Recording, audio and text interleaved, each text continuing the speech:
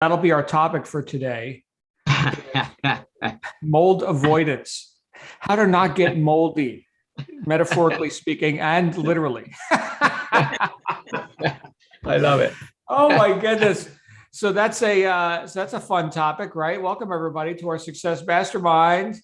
All you unmoldy people. John Fun Lavenia, Friday, John. Have we morphed into Fun Friday by mistake here? That's it. That's what just happened. It's going to be fun every friggin' day. You know what? Says me. Says me. I'll tell you what. It is time to have some fun because I am back in a routine. Ready or not, here I come. And no, the car still isn't parked in the garage. And Jimmy cracked corn, and I don't give a you know what, right? So we're just going to get stuff done. I've got to get stuff done. You guys ever have that feeling like I should be doing something else? Has anybody ever had that feeling? That may or may not be accurate. It could just be a story you're running on yourself, although it may be accurate. And I'll tell you what, this is something I think super appropriate for right now that we're half a month into 2022. Guys, this year is going to go by fast. Just in case you're wondering, here's a preview. I looked at my crystal ball and it said, John, before you know it, you're going to be saying, hey, Merry Christmas, everybody, like before you know it. Okay. So let's get on it. And I've got some big goals for this year. I say but I also mean for my family, my wife and I, we're looking at obviously a 7-figure plus year, bare bones minimum, right? 7 figures plus. And we're looking at, things that we could do to cause that to happen. Let me just stop right there and interject something right here, because we're coming out of the gate swinging today. We have conversations here in this group, which I think could be profoundly profound for people when, and I'm going to say when for most of us here, or I could say if we take it to heart and we see how this stuff actually relates into our own lives and we put it to use. The difference between what we do here and what we do, let's say you're watching a YouTube video or you're reading a book or whatever, is that we have sounding boards. It's each other, right? We have perspectives, multiple perspectives that we can look at and we could say, oh, that's how it works in their life. Maybe it could work in my life this way, or hey, I have a question or whatever. And you know what? I've myself invested well over $300,000 into my own education after, leaving government schools and whatever they failed to teach me there. And so when I think about the actual value of being able to put ideas into use, making them workable in my life, commingling theory with practical application in such a way that I've got reality, I've got something real that I can work with. My goodness, what's that worth? Ben Franklin said, if you think education is expensive, try ignorance. I tend to agree wholeheartedly. However, what most people call education is not. I've heard that the whole point of education is that you can do something with it, not that you can recite or pass an examination. Our examination is life. Does it bear fruit? Oh, okay. Well, so then it's workable, right? And I was listening today, and this is where I'm going with all this. I was listening today to Bob Proctor, the legendary Bob Proctor, talking about some of the principles of and the laws, even the laws. I know that word gets kicked around a lot, but he was actually talking about laws like the perpetual transmutation of radiant energy. One thing is always, transmuting into another thing. Nothing's created or destroyed. The law of polarity. If something's right, well, then there's something wrong, right? If there's an up, there's a down. The law of gender. Okay, so this is the creative law where you've got a male and female aspect and a gestation period, right? So the seed goes in the ground, and then here's the gestation period based on law, not chance or luck, based on law. And then you get the fruitage of that seed in whatever the gestation period is. And there's all these laws, you see, and you can't break the law. You can only break yourself against the law, which a lot of us have done. And hopefully we're getting unbroken now. We're getting rehabilitated. Welcome to rehab, everyone. And then you have, but then when we work with the law, which is one of the books that we read, Raymond Hollywell, Working with the Law, one of the things that I was reminded of as I was listening to Bob talk today, while I was in the gym, back in the gym, baby, boom, that just happened back in the gym. As easy as it is to do the right thing, it's even easier to just not do it. And so when I say I'm back in a routine, there you go. And so I was in the gym listening to personal development audio, okay, and I was reminded of as he was talking about these laws, one of the things they talked about was the law of vibration, frequencies, resonance, right, or disharmony, right, different frequencies, not communicating, right. And so the idea that if we do what we love, if we do that thing which we're on the same frequency with, that we're going to have, and obviously finding ways to serve our fellow man with that, we're going to have a much more robust, let's say, opportunity, right? Talking about, producing results now, right? Not just spinning our wheels. Passion, the passion that drives us. Hopefully you've got something you're passionate about, or multiple things you're passionate about. That which drives us, gets us up in the morning, not begrudgingly, but because, holy crap, another opportunity. Here I go. I'm sucking air. Let me get out of bed. Let me get something done. That which drives us, I think we should exploit. We should capitalize on to the fullest and unapologetically. Okay, which brings me to remember we talked about there's a law of polarity too. Okay, well here's what I'm excited about. Here's what I'm not excited about. Here's what I find dull or boring or whatever. So the idea that I got as I was listening to Bob, and he was talking, was the idea of, if I'm in a slump, if I'm in a like I was talking about just as we went live, I feel like I should be doing something else. I feel like I'm doing this, I should be doing that. And again, some of that could just be neurosis. So I need to take inventory, right? No, John, you're never doing enough. You need to always work. That's the workaholic syndrome. Okay, some of you are familiar with that. But if I can look and get a bit objective about this and just assess, right, sort of take inventory about if I'm not feeling so great, what is feeling? Feeling is conscious awareness of vibration, law of vibration, right? I feel like I'm on the wrong frequency. We pretty much don't walk around talking about that. Hey, Missy, I'm consciously aware that I'm in a negative vibration right now. Right?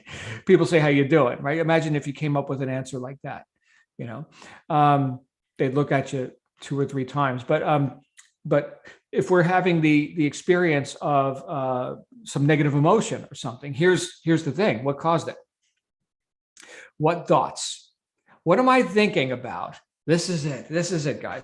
What am I thinking about? If I can get consciously aware that I'm in a negative vibration, in other words, if I'm feeling lackluster, down in the dumps, or lacking, or guilty, or I should be doing this, I'm doing that, or like any failure type emotions, right? Anger, fear, apathy. But if I'm feeling any degree of those, what thoughts am I thinking at that time? I gotta get in present time, get conscious. By the way, just getting in present time with it, just observing, hey, I'm having those emotions, alleviates those emotions. That's kind of cool, right? Is that all my suffering is in the past, in the future? Oh, this happened. Oh, that's going to happen. Oh my goodness, right? None of it's right now. What did Samuel Clemens say? I've had thousands of problems in my life, most of which never actually occurred. So if I can just get in present time and think, what thoughts are rendering this negative vibration that I'm in? What am I thinking that I'm not going to do? I should be doing. This isn't working, right? What story am I running on myself? And I could clearly see, like when I'm actually conscious of it and in present time, I can clearly see, you know what? None of that is real right now. Look, we're reading this book, The Law and the Promise, right now in our book study group. I got to send out the reminder email today. We're reading this book, The Law and the Promise by Neville. And there's that word again, law, right? So he's talking about being an imaginist, one who uses images, imagination, thought, right, to then actually become become this creative person, right? This person who, when we think of the law of laws, right, of everything we've ever experienced, cause and effect, right, to be the person, the cause point for effects that we have chosen, self-determined, choice, and we've rendered and manifested or caused to manifest these effects. And it always works. Therefore, it's a law, right? So there's the criterion for, is it a law? Well, does it always work? Gravity. Yeah, that's a law. Can't break that law. You can break yourself, just can't break that law. Okay. So if that's the law, then is that thought precedes, demonstration, manifestation, transmutation, whatever, right? Because nothing's actually created. So if that's the case, then what thoughts am I going to choose to think right now in present time? And again, right now, and right now, and right now. You see, these are different present times, right? These are different moments. But what things of good report, as Paul said in the Bible, am I going to give my mental energy to deliberately and in present time and consistently with each passing moment, to the point where the promise, so here's the law, okay? And then the promise, as the title of the book says, is it has to work. Here's all these examples. And for those of you going through the book with us, you could see example after example. Here's, Bob, the doctor guy who, next thing you know, he's got the apartment building because they were thinking there should be a building there, right? And next thing you know, somebody's knocking at their door and saying, hey, I build buildings, In fact, I'll even fund it. This could be a great moneymaker. So where do we get hung up? In fact, I'll refer back to that story. It was the doctor and his wife, right? They wanted the building. And so they were thinking, yeah, we want that when we have the money. So here's he cited objective facts, right? As something that could be a stumbling block. The fact is that money's not in your bank account right now. I'll tell you the deeper fact is that they hadn't made the decision to build the building. Otherwise, they would have found the money. Okay. But when they did make the decision to build the building, as the story goes, they wound up doing it without any cash out of pocket. Now, this is going back a few years. Now it's like zero down, investment properties and everything. It's an everyday experience. Okay. But back then, okay. So there was the intention, and all they did was remove the when we have the money part. Just take that one piece out. And in other words, go into a state of disagreement with circumstances, conditions, which are so temporal, right? Today, tomorrow, right? So what do we want right now? And if that's real, okay, well then think on that. And then the means. Here's the thing, guys, the decision always precedes the means. So you don't need the money until you make the decision. Okay. Otherwise we're just, flights of fancy or whatever. And I think I've told you this story before, where my wife and I were looking to acquire this property, not this one that we're in now, but have I told you this story before? I did? All right, then I won't tell it to you. Kat hasn't heard the story. This is just for Catherine.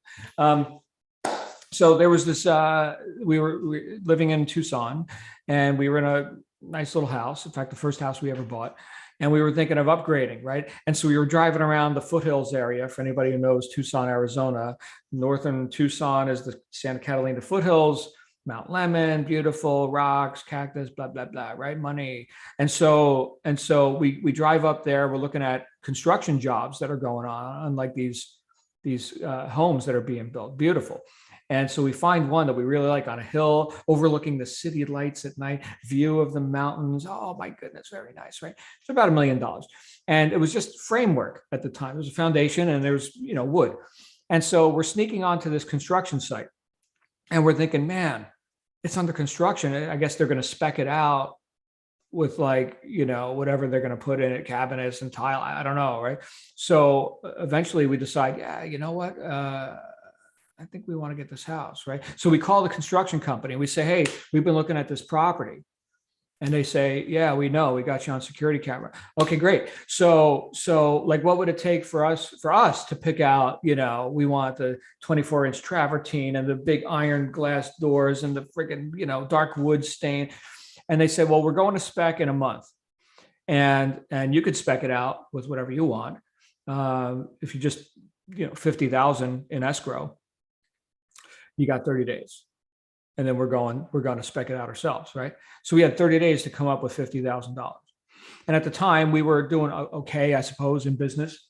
We were making about 30 a month, and spending 30 a month. All right. So we were doing okay, with like sustaining, right? The more you make, the more you spend, that sort of a thing. We were still kind of nouveau riche at that point, running around with multiple cars and just, not even a thought to like, let's put this money to work. No, the gravy train, right? We just make the money. Anyway, so we had 30 days to come up with essentially $80,000. 30 a month is what we were living on. And we did. We made 80 grand in the next month. We gave the guy the 50 grand. Our house, now we spec'd it out. I wound up paying like 1.1 million because, by the time we're done, well, we got to have the pool, which in Arizona, they bring in like, dynamite crews and blasting team because it's friggin' rock, right? And so they put in the pool with the waterfall coming over the rocks and a little bridge, right? I mean, we went for the gusto with this thing. It was 2004. But the point is that we wouldn't have come up with the money had we not made the decision to get the house. That's the whole point. Okay. We could sit there and screw around and make 30 grand a month or whatever. And fine, right? So I guess the idea here then is that good is the enemy of great, right? Because some of you probably right now thinking, oh my goodness, my goal is just to get to 10, 20,000 a month, whatever. Okay. Here's the thing, guys. What do you really want? Because when you're decided about that and the necessity level is high, right? In this case, we even had a deadline. Hey, it's not even arbitrary on my clock. It's their clock now. Oh, well, now I'm accountable, right? What if we put that sort of order in on ourselves, right? What if the amount of time, and maybe you relate to this, maybe you don't. What if the amount of time we spend pondering and navel gazing and wondering, shouldn't we, and all this other crap? What if we hired ourselves? Would we abide, all of this indecision or Q&A? Like, I mean, if you were on the clock, somebody else's clock, would you be productive? I'm just throwing out some ideas today to help you if you require assistance in moving, getting off your ass and doing something. Well, here's a few angles that you could take. Decide what you really want. Put yourself on the clock. Tighten it up.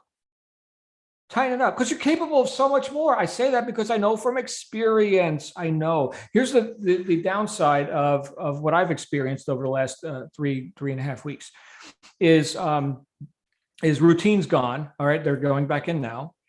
So routine's out. So now I've got to reestablish that. The production, right? As far as like, different business activities and stuff, for somebody like myself, my wife, right? For people who are consistently productive, borderline obsessed with our work and our production, it's really weird to then be looking at our own statistics and saying, my goodness, you're fired, right? I mean, that person wouldn't keep their job, right? Granted, okay, which has been 3 times the amount of work that I expected. But it's different when you're moving into something you actually own versus just another rental property. It's different.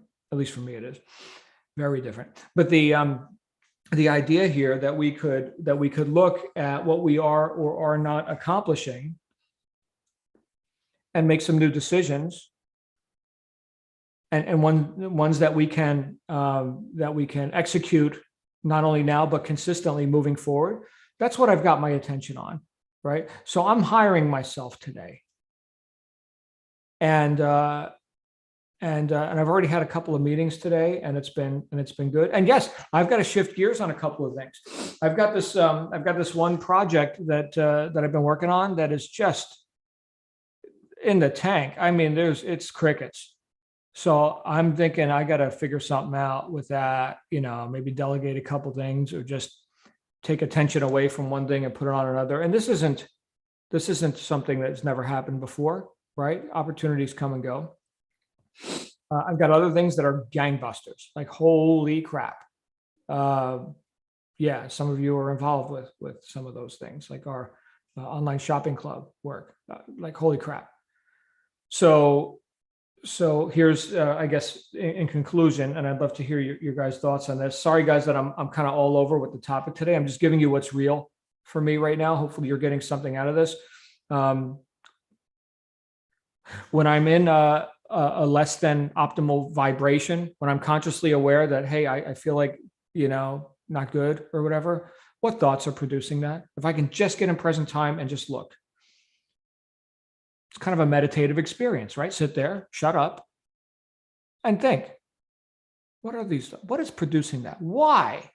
What is it that I'm expecting is or isn't going to happen? What is the story here that isn't happening in present time, but it's happening in my mind? What is the story here? And then I can go back to books like the one we're reading now, The Law and the Promise. Say, all right, here's the law. So the law is that what you image manifests. What you think about expands, what you validate, right? There it is. So do I want to keep validating that? No. Okay, no. That's a decision. Okay, and then the promise, so the law, and then the promise is with faith, right? So the promise for me means, like the childlike confidence, right? I don't have to know all the working logistics. I don't know. I don't have all the answers, man. I don't know. Okay. All I know is work with the law. And the promise is that that's what happens. And again, on that book, there's story after story about people in like 2, 3, 4 weeks turning like their whole life around. So this stuff doesn't have to take forever. So that's another thought. This is a long process. Oh my goodness. I remember telling a mentor of mine, after having done a bunch of personal development study and work on myself and attending seminars at infinitum and et cetera, I said, I still got a whole lot of work to do on myself. Oh man, I'm such a beginner in certain ways. Yeah, sure, we're all beginners in certain ways, and it's good to have the student mind, but sort of self-deprecating, saying, I'm still such a beginner at some of this stuff. And their suggestion to me was an affirmation. And the affirmation was, my old programming falls away from my personality easily and effortlessly. My old programming falls away from my personality easily and effortlessly. So I ran that on myself. And my goodness, it worked. And then I forgot and I get back into my old ways. Oh, man. Wouldn't it be great? Maybe it would, maybe it wouldn't. But wouldn't it be great if, just like a computer program, you could put this stuff in and then that's it. That's the program. Just run it, right? Actually, that doesn't even work on actual computers, right? Because there's viruses and bugs and software, and right. If we're looking for a set it and forget it, one time and I'm done, right? You look amiss. You look amiss. At times I've considered, I wonder if there really are Vulcans. I mean, I'd like to be a Vulcan. Just sit there and be logical all the time. I mean, no emotion at all. And then I thought, no.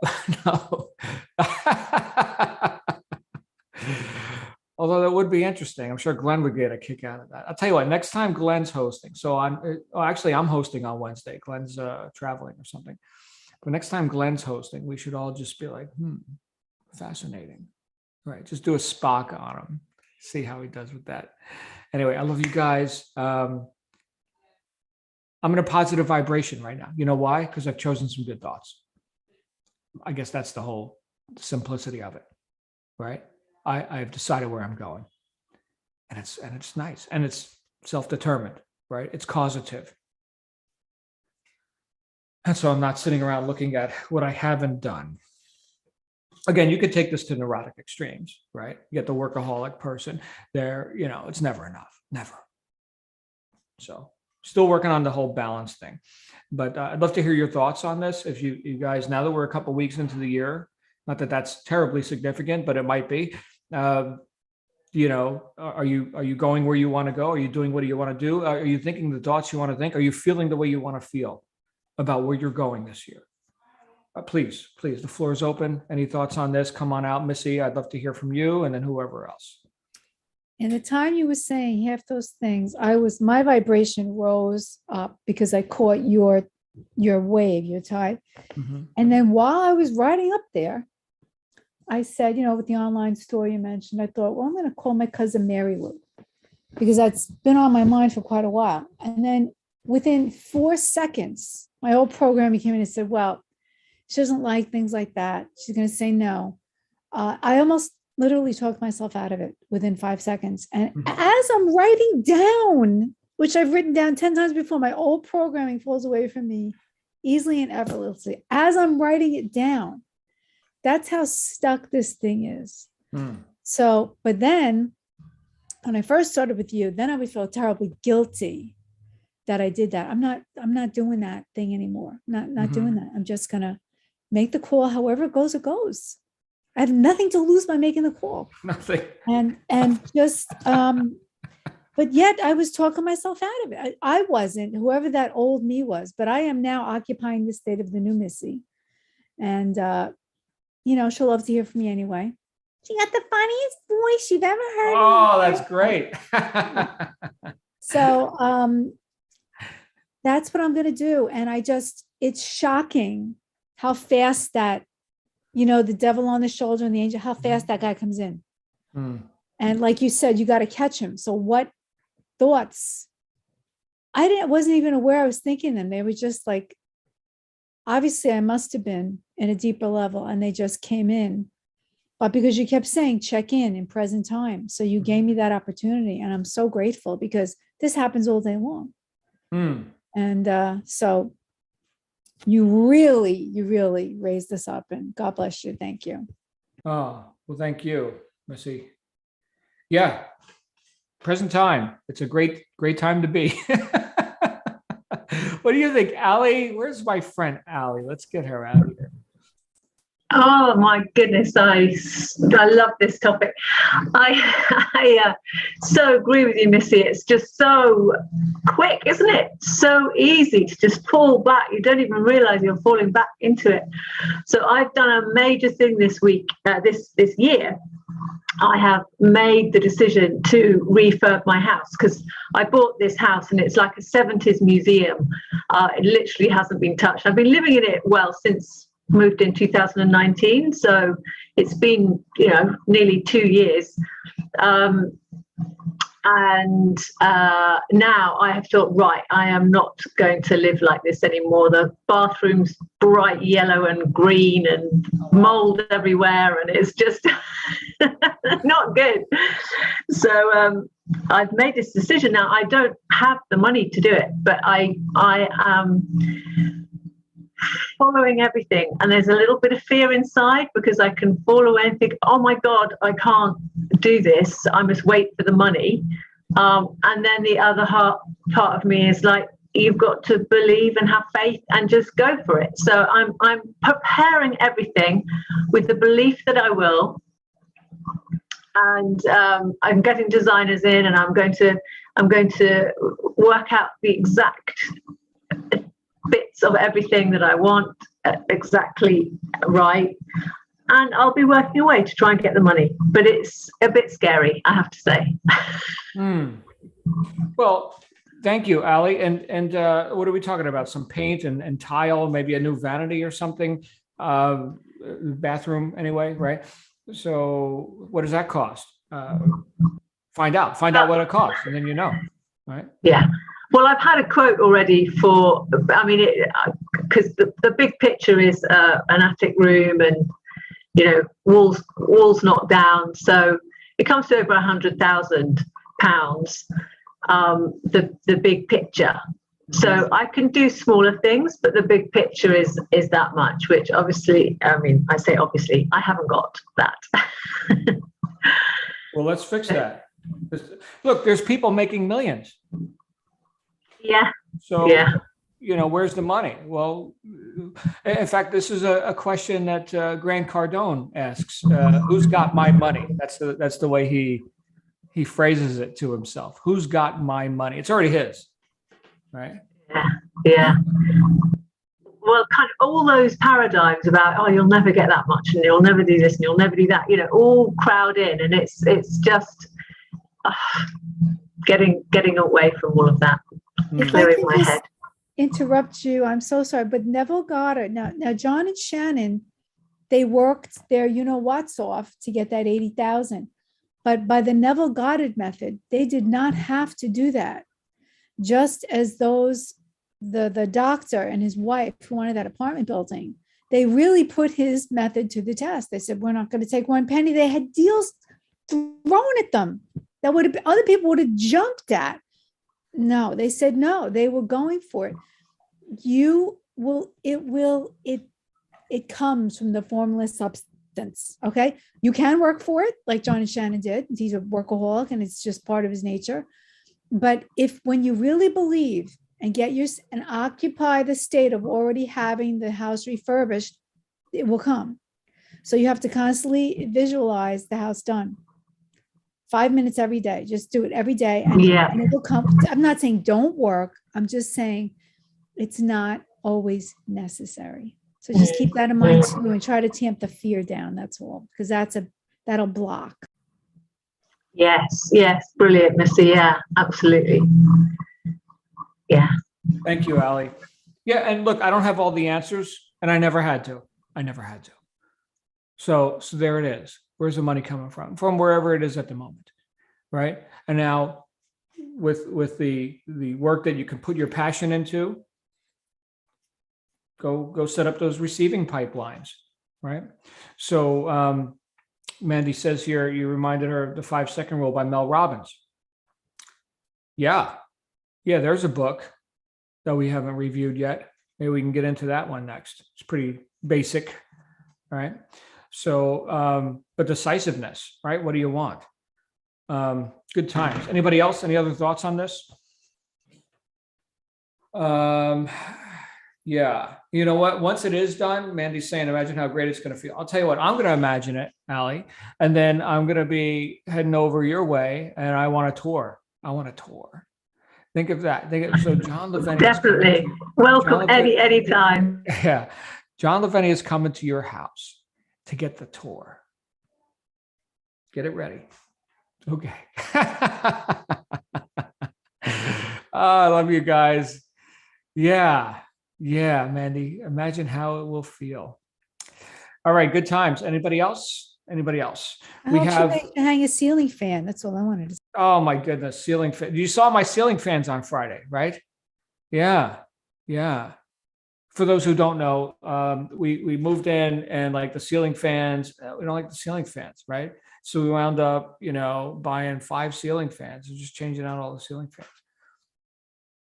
And I am a master of that. And I know what kind of special, what do they call it? Jerry rigging was done on the ones that were already up there because I got to take the stuff apart. So now I know what's in the ceilings. Anyway, some of it's good. Some of it's like, hey, who did this? This is not to code. All right. Thank you guys. Today is Monday. We do have our book study group at 9 p.m. Eastern US time. So I'll see you guys there. Bring a friend, jlsuccessmastermind.com/books.